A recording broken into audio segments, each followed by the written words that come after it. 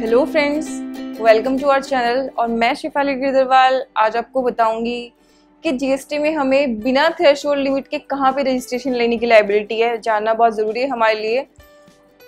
Last video में मैंने आपको बताया था कि बेसिक रिक्वायरमेंट आपको रजिस्ट्रेशन की तब आएगी जब आप थ्रेशोल्ड लिमिट क्रॉस करोगे। 20 लाख 10 लाख दो लिमिट्स आपको बताई थी। लेकिन यहाँ पे मैं आपको बताऊंगी कि जहाँ पे आपको थ्रेशोल्ड लिमिट नहीं क्रॉस कर रहे, आपकी 1 रुपए की भी टर्नओवर नहीं है, लेकिन आपको रजिस्ट्रेशन लेना पड़ेगा, तो वो केसेस आज मैं आपके साथ डिस्कस करूंगी। ये प्रोविजन कवर करता है सेक्शन 24 ऑफ सीजीएसटी एक्ट। और जैसा कि मैं आपको हमेशा बताती हूँ कि आईजीएसटी एक्ट सेम प्रोविजन को बोरो कर लेता है, यूटीजीएसटी और आईजीएसटी एक्ट। एसजीएसटी एक्ट जब स्टेट पास करेंगे वो अपने आप प्रोविजन डाल देंगे उसके अंदर। तो वो कौन कौन सी इंस्टेंसेज है जहाँ पे आपको विदाउट एनी थ्रेशोल्ड लिमिट भी रजिस्ट्रेशन लेना है। तो सबसे पहला इंस्टेंस है जो आप देख सकते हो अभी स्क्रीन पे, the person making any interstate taxable supply. एक एक वर्ड इंपॉर्टेंट है, interstate taxable supply. Interstate taxable नहीं है, रजिस्ट्रेशन की रिक्वायरमेंट नहीं होगी। इंटरस्टेट कर रहे हो और वो टैक्सेबल है तो फिर रजिस्ट्रेशन की रिक्वायरमेंट है। बहुत बड़ी हार्डशिप है क्योंकि जो लोग स्पेशली सर्विस प्रोवाइडर्स हैं और जो लोग बॉर्डर के एरिया में रहते हैं जैसे दिल्ली, नोएडा, हरियाणा, यहाँ पे आप सर्विसेज में कब बॉर्डर क्रॉस कर जाओगे आपको खुद भी नहीं पता चलेगा। अधिकतर ये होता है कि आपके ऑर्डर आपको आसपास के एरिया से ही आते हैं, तो उन सारे के सारे लोगों को बहुत हार्डशिप होने वाली है क्योंकि आपको बिना थ्रेशोल्ड लिमिट के रजिस्ट्रेशन लेना पड़ेगा अगर आपने 1 रुपए की भी इंटरस्टेट सप्लाई कर दी तो। सेकेंड इंस्टेंस है हमारा जहाँ पे आपका कैजुअल टैक्सेबल पर्सन है। कैजुअल टैक्सेबल पर्सन और नॉन रेजिडेंट दोनों को वैसे भी अपनी सप्लाई करने से 5 दिन पहले रजिस्ट्रेशन के लिए अप्लाई करना है, तो वहाँ पे थ्रेशोल्ड लिमिट पॉसिबल ही नहीं है होना। तो वहाँ पे इसलिए दोनों ही केसेस में आपके क्या होगा कि आपको विदाउट एनी थ्रेशोल्ड लिमिट ही रजिस्ट्रेशन लेना पड़ेगा। और अगर आप प्रोविजन देखोगे रजिस्ट्रेशन के, तो कैजुअल टैक्सेबल पर्सन और जो नॉन रेजिडेंट हैं उनको 5 डेज पहले रजिस्ट्रेशन कराना है, उनको एडवांस में टैक्स भी डिपॉजिट करना है। तो यहाँ पे थ्रेशोल्ड लिमिट इसलिए हो ही नहीं सकती। कैजुअल टैक्सेबल पर्सन कौन होता है उसके लिए मैं एक सेपरेट वीडियो में कवर करेंगे। वैसे आपको बता देती हूँ, जहाँ पे आप दूसरे स्टेट में जाके कोई छोटी मोटी बिजनेस एक्टिविटी करते हो, जहाँ पे आपका एक्चुअली में प्लेस ऑफ बिजनेस नहीं है, बस किसी पर्टिकुलर एक्टिविटीज के लिए आप जा रहे हो वहाँ पे, तो वो कैजुअल टैक्सेबल पर्सन है। जैसे आप किसी एग्जीबिशन में जाते हो, जैसे दिल्ली के अंदर हर साल ट्रेड फेयर लगता है, बहुत सारे अलग अलग स्टेट से लोग ट्रेड फेयर में आते हैं सामान बेचने के लिए, सबके सभी एग्जाम्पल हैं कैजुअल टैक्सेबल पर्सन का। तो आपको रजिस्ट्रेशन लेना पड़ेगा अपना काम, अपना बिजनेस स्टार्ट करने से 5 दिन पहले। नेक्स्ट जो कैटेगरी है वो है जो लोग रिवर्स चार्ज में टैक्स पे करने के लिए लायबल हैं। तो जितने भी लोग रिवर्स चार्ज में टैक्स पे करना है तो वहाँ पे थ्रेशोल्ड लिमिट कुछ भी नहीं है, आपको रजिस्ट्रेशन लेना पड़ेगा। बहुत ध्यान से आपको प्रोविजन देखना पड़ेगा। नेक्स्ट कैटेगरी हमारी है सेक्शन 9(5) में जो लोग कवर्ड हैं, यानी कि जिनको गवर्नमेंट ने नोटिफाई किया है। सिर्फ सर्विसेज के केस में होंगे, मैंने आपको लाइव वाले सेक्शन में बताया होगा, फिर से रिवाइज कराती हूँ। सिर्फ सर्विसेज के केस में गवर्नमेंट उन ई कॉमर्स ऑपरेटर्स को नोटिफाई कर सकते हैं जिनको अपने थ्रू सप्लाई जो हो रही है उन पे खुद ही टैक्स पे करना है, ऐसे जैसे कि वो उस टैक्स को पे करने के लिए लायबल थे। तो उस केस में उनको रजिस्ट्रेशन भी विदाउट एनी थ्रेशोल्ड लिमिट लेना होगा उन ई कॉमर्स ऑपरेटर्स को। ई कॉमर्स ऑपरेटर को वैसे हमेशा ही विदाउट थ्रेशोल्ड लिमिट के रजिस्ट्रेशन लेना है। देन नेक्स्ट हमारा केस आता है नॉन रेजिडेंट, मैं ऑलरेडी कवर कर चुकी हूँ। देन हमारा नेक्स्ट प्रोविजन है जहाँ पे आपको टीडीएस डिडक्ट करना है सेक्शन 51 में। Section 51 TDS, section 52 TCS. यानी कि सेक्शन 51 में अगर आपको टीडीएस डिडक्ट करने की रिस्पॉन्सिबिलिटी है तो आपको विदाउट थ्रेशोल्ड लिमिट रजिस्ट्रेशन लेना पड़ेगा।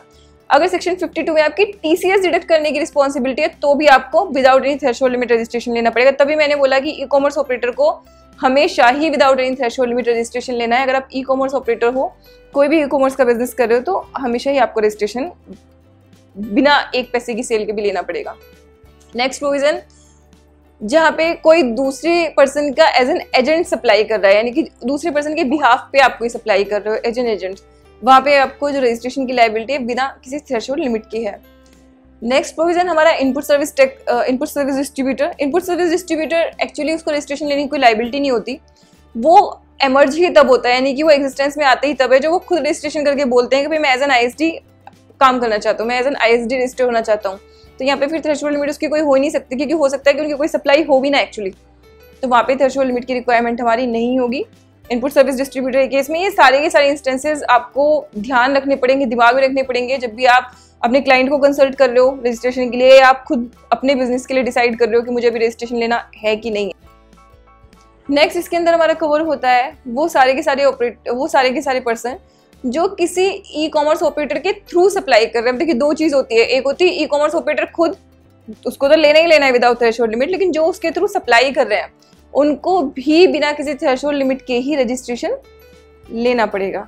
सिर्फ 9(5) वालों को छोड़ के। 9(5) के केस में क्या होगा, ई कॉमर्स ऑपरेटर को ही बोल दिया कि भाई आप ही को टैक्स पे करना है, सप्लाई भले ही मेरी वेंडर की है लेकिन फिर भी उस पर टैक्स पे कर रहा है ई कॉमर्स ऑपरेटर, तो उनको छोड़ के बाकी जितने भी हैं यानी कि जिनका टीसीएस डिडक्ट हो रहा है, तो जिन लोगों का टीसीएस डिडक्ट हो रहा है और आप ई कॉमर्स ऑपरेटर के थ्रू जितने भी सप्लाई कर रहे हैं, तो आपको बिना थ्रेशोल्ड लिमिट के ही यानी कि बिना 1 पैसे की भी सप्लाई के, यानी कि अगर आप रिसेंटली भी अभी आप देखोगे कि एग्जिस्टिंग में भी जब तक आपका सेल्स टैक्स का रजिस्ट्रेशन नंबर नहीं होता या सर्विस टैक्स का रजिस्ट्रेशन नंबर नहीं होता, ई कॉमर्स ऑपरेटर आपको अपने यहाँ रजिस्टर नहीं करते एज ए वेंडर।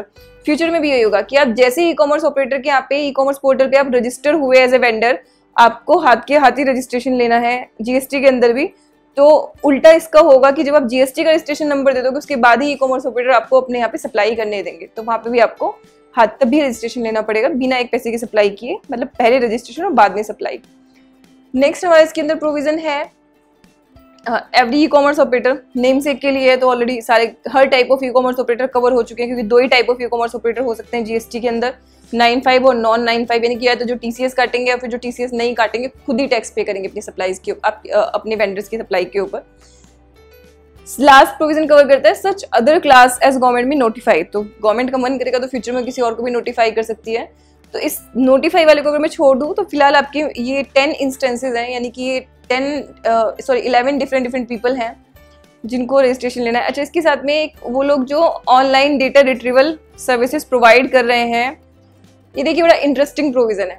जो लोग online database retrieval and information services provide कर रहे हैं इंडिया के बाहर से इंडिया में रहने वाले अनरजिस्टर्ड लोगों को, अगर रजिस्टर्ड को कर रहे हैं तो रजिस्टर्ड अपने आप इंपोर्ट पे टैक्स पे करेगा, अगर अनरजिस्टर्ड को कर रहे हैं तो उनको इंडिया में रजिस्ट्रेशन लेना पड़ेगा।